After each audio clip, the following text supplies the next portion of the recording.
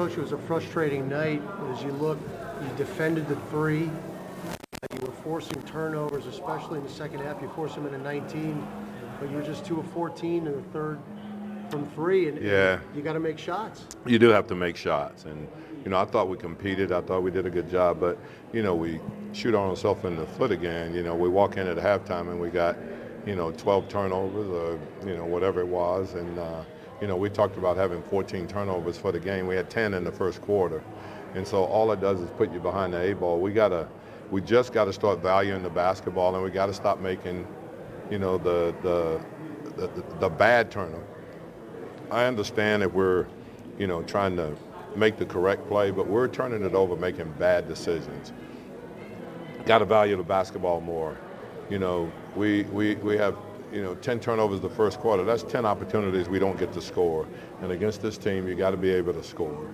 And I thought we did a good job of challenging Harden's threes, but then we let him get to the basket, way too many times and too easy.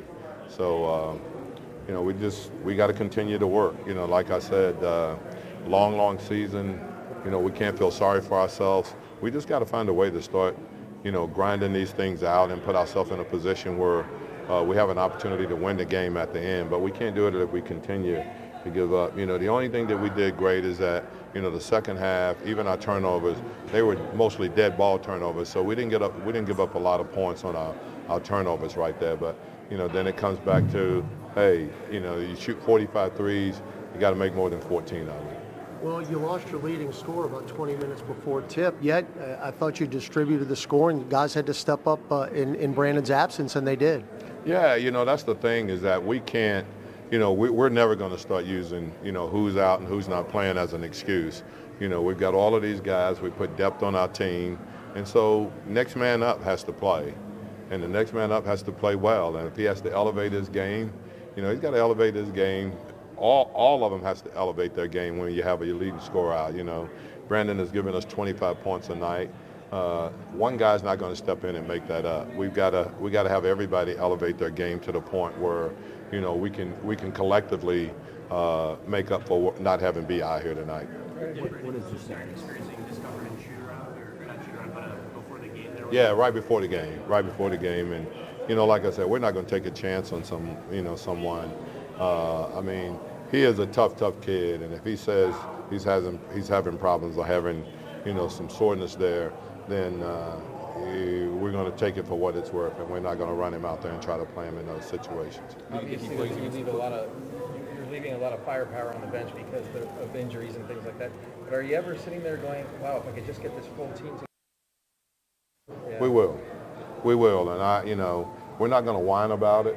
I think what we're going to do is that we're going to continue to work, and eventually we'll get our whole team together, and that way we'll understand and know what kind of team that we have. But until then, it gives us an opportunity to have the other guys step up.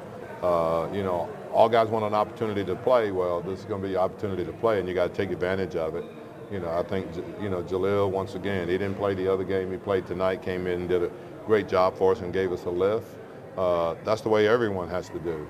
They got to come in and they got to give us that lift to make up for the guys that are injured and not playing. Do you expect to have Brandon Ingram against the Clippers? I won't know until tomorrow after they have looked at him and tell us what's going on there. But yeah, I don't. Are you concerned at all that Drew Holiday's confidence shooting the ball at this point? Nah, it comes and goes. His confidence doesn't come and go, but it's just like anything else. He's a good shooter. He'll find a way to make it happen. Is JJ the same sniper he was when you were with the Clippers? And Sure. Is he better? No, he's a heck of a shooter, and if you get him open, he's going to make more than half of them. That's the way he's been since he walked into the NBA. And we just got to do a much better job of trying to get him into a situation where he's got open shots. What do you think it's going to take to get Drew going on offense? Even beyond just the shooting, what do you think it's going to take just to get it going? He's just going to have to do it. He's going to have to do it. There's no magic formula for it. He's got to go out and we know what he's capable of doing. We know the level that he can play at, and so we just got to put him in those positions, and then he's got to do it for us. With Harden, it seemed like you guys held relatively check 3 quarters and kind of went dust in the fourth. Did anything change, or is it No, I think we started having a little bit of breakdown in that we kept him out of the paint, and then all of a sudden he had these drives to the basket and into the paint. I thought we did a great job of challenging the three-point shots that he's taken, and we've done that the 2 times that we played him so far. I think combined he's 5 for 28 from 3 for us, but we got to keep him out of the paint and got to keep him off the foul line. Coach, just how difficult was it not having Lonzo or Brandon Ingram out there? Like half of your shot attempts, I think, came from 3, even though they weren't going down. Does that really hurt your offense when those guys? Well, I still think that analytically you go look at it, and an open 3 is better than an open 2, and so we had great shots tonight. I didn't think that we took a lot of bad shots, but you got to be able to knock them down. We just didn't do it tonight. But those are the shots that we're going to take, and we'll live with those shots as long as they're not challenged, as long as they're just good, solid shots. That's what we work for, to have the open 3, the dribble penetration, the dribble kick, pass, so we just have to step up. We had shots tonight that guys are capable of making that they just didn't make them tonight. Coach, you want to talk about what Josh Hart gave to the starting lineup? Well, he's just a tough kid. I call him a Villanova player. If anybody knows, college basketball and know Villanova, you know that you can get a really tough guy that's going to play good team basketball, and he'll do whatever you need for him to play. We play him as a 4-man, a 3-man, a 2-man, but it doesn't matter. You can stick him out there, and he's going to give you a good, solid effort or whatever it is. Jackson, the same thing. Jackson, you won't know until tomorrow. Just got a little, he got hit in the ribs, so we'll see what's going to happen there. He just had sore ribs, so we'll see how that works out. You think you should get credit for a rebound?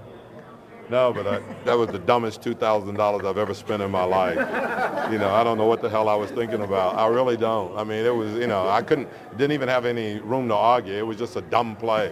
I saw the ball rolling out of bounds. I just grabbed it to throw it back. Just.